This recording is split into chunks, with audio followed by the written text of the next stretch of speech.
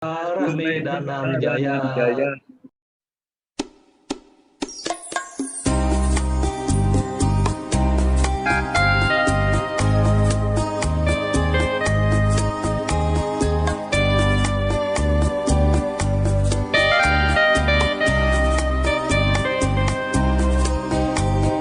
Baik. Bismillahirrahmanirrahim. Assalamualaikum warahmatullahi wabarakatuh. Waalaikumsalam warahmatullahi wabarakatuh. Alhamdulillahirabbil alamin wassalatu wassalamu ala asyrofil mursalin ala alihi washabihi ajmain amma ba'du. Pertama-tama tentu kita panjatkan puji syukur kepada Allah Subhanahu wa taala karena pada kesempatan malam yang berbahagia ini kita masih diberikan kesehatan. Amin. Kemudian kesempatan untuk bisa bermuajahah bersama sesama alumni IAIN Raden Intan Lampung. Yang kedua, salawat dan salam atas junjungan Nabi besar Muhammad Sallallahu Alaihi Wasallam yang telah membawa kitab suci Al-Quran sebagai sumber kebenaran dan keselamatan bagi kita semua. Selanjutnya saya, sebagaimana tadi diungkapkan oleh Kanda Dr. Andes Haji Fahrudin, bahwa pertemuan melalui virtual pada malam hari ini adalah pertemuan yang pertama, dan mudah-mudahan sesuai dengan harapan Kak Fahrudin dan tadi Bang Subir bisa dilanjutkan dengan pertemuan-pertemuan virtual yang selanjutnya. Alhamdulillah, Kanda dan Yunda lambat laun terbiasa dengan menggunakan virtual seperti ini. Kalau saya ini Kak Fahrudin virtual ini setiap hari saya. Jadi setiap kali saya ngajar itu hanya di ruangan saya ini saja Pak Kak Fahrudin. Jadi tinggal saya buka, kemudian mahasiswa berdatangan, di hadapan saya ada mukanya kelihatan semua, sini ada 20, 30. Saya mulai kuliah, kemudian saya beri penugasan, dan seterusnya, melaksanakan ujian tengah semester, ujian akhir semester, dan seterusnya. Begitu tiap minggu, seterusnya. Memang terjadi ada pergeseran nilai juga dengan mengajar secara virtual ya, sudah hampir menjelang 2 tahun seperti ini.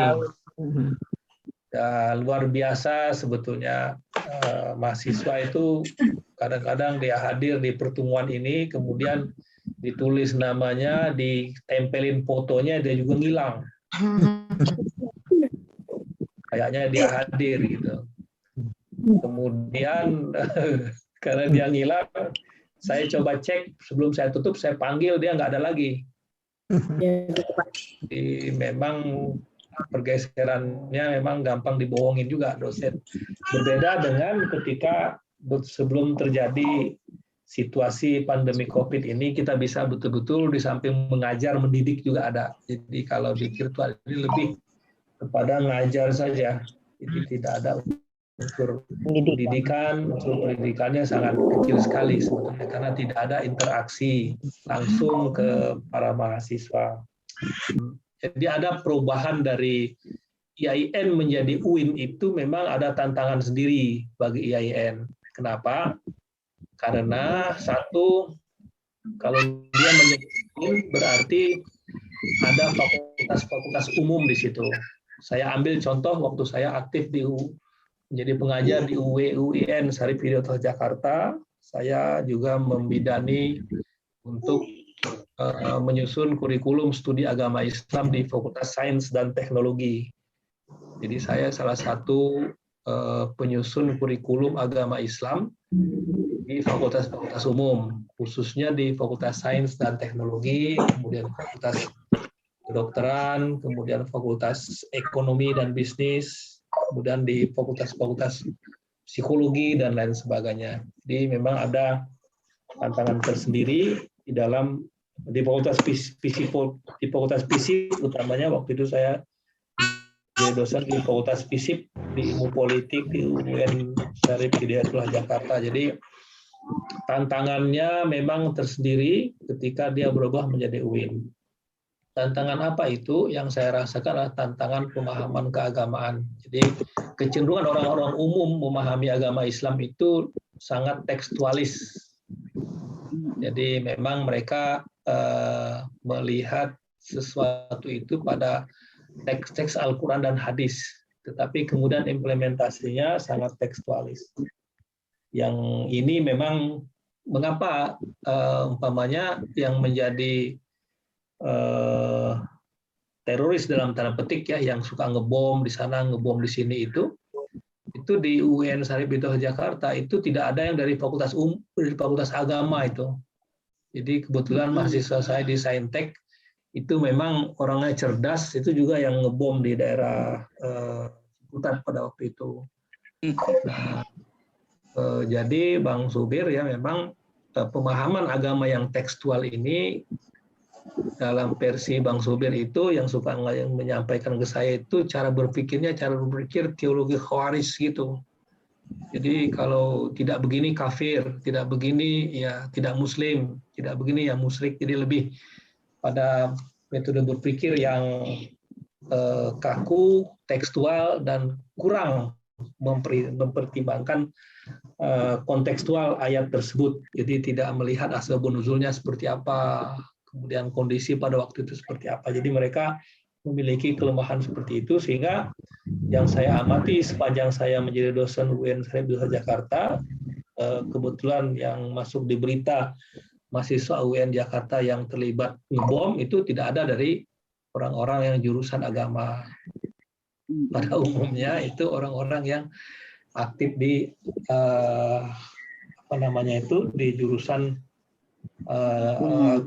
jurusan umum, tetapi tentu bukan karena mereka jurusan umum juga, tetapi karena salah satu faktornya adalah karena masing-masing mereka itu punya tutor, punya kelompok-kelompok diskusi yang memang dididik untuk hal-hal yang demikian. Itu salah satu tantangannya.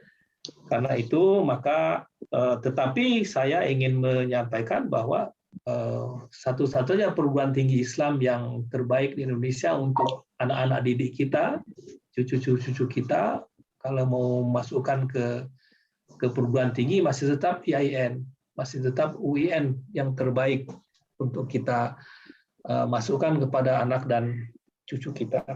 Kalau ingin diarahkan kepada pendidikan keagamaan. Kenapa? Karena agama yang lebih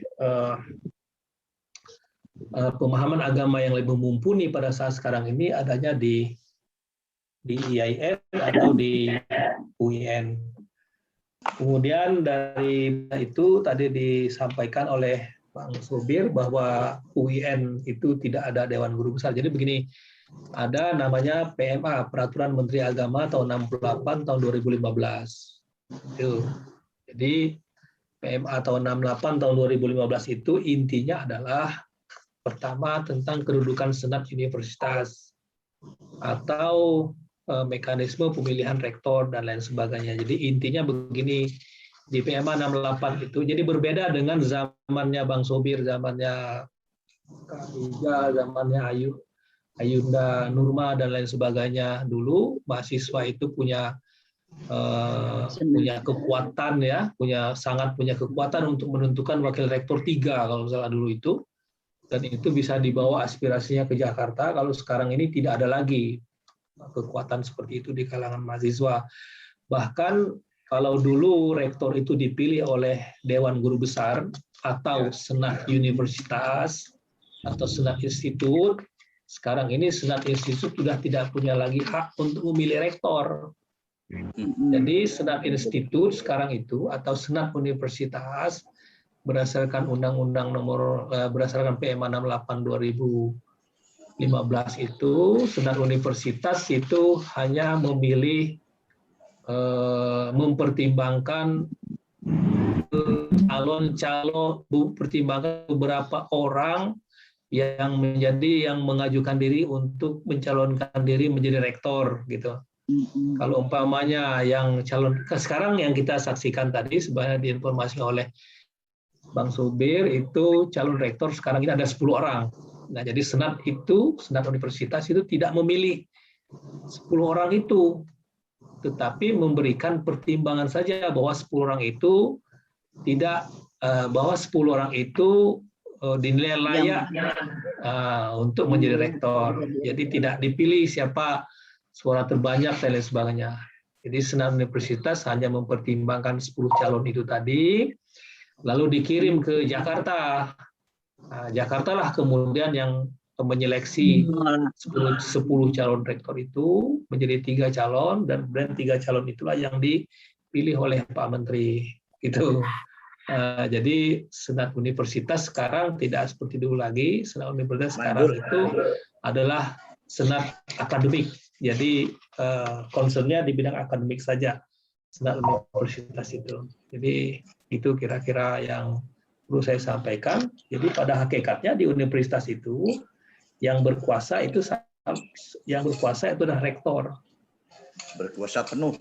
Ya, berkuasa penuh itu rektor. Jadi senat universitas tidak memiliki domain kekuasaan kecuali kekuasaan akademik. Gitu. Jadi berbeda dengan zamannya kita dulu. Zaman kita dulu luar biasa mahasiswa itu. Saya waktu itu sampai ke Jakarta itu bawa resolusi sebagai BPKM, diajak sama teman-teman itu untuk menyalonkan siapa waktu itu yang kami calonkan itu untuk menjadi wakil rektor 3. Jadi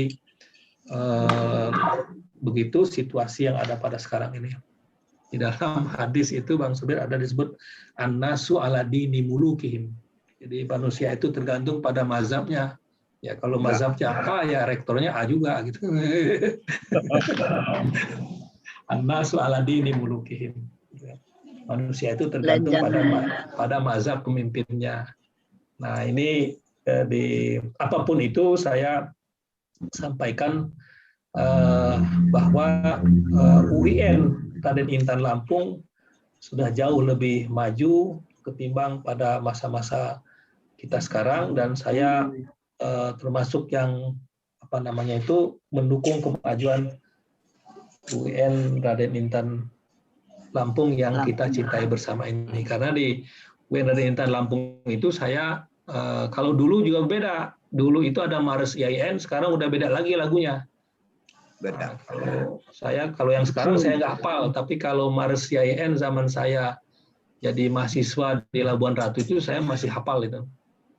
Kalau sekarang udah iya. Coba bangkit mahasiswa IAIN harapan bangsa. Umat sedang menunggu bimbinganmu menuju ke arah Medan Jaya. Milik rohani Islam kan di persada Bunda. Jadi banyak itu. Hafal saya. Kalau sekarang sudah berbeda lagi. Saya kira itu tentang UN kita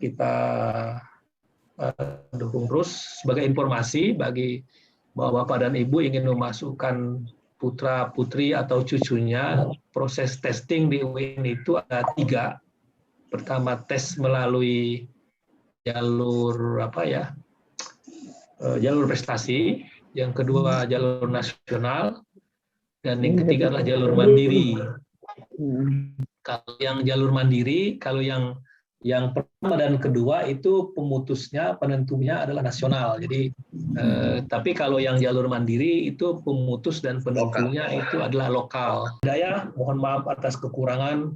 Assalamualaikum warahmatullahi wabarakatuh. Waalaikumsalam warahmatullahi wabarakatuh.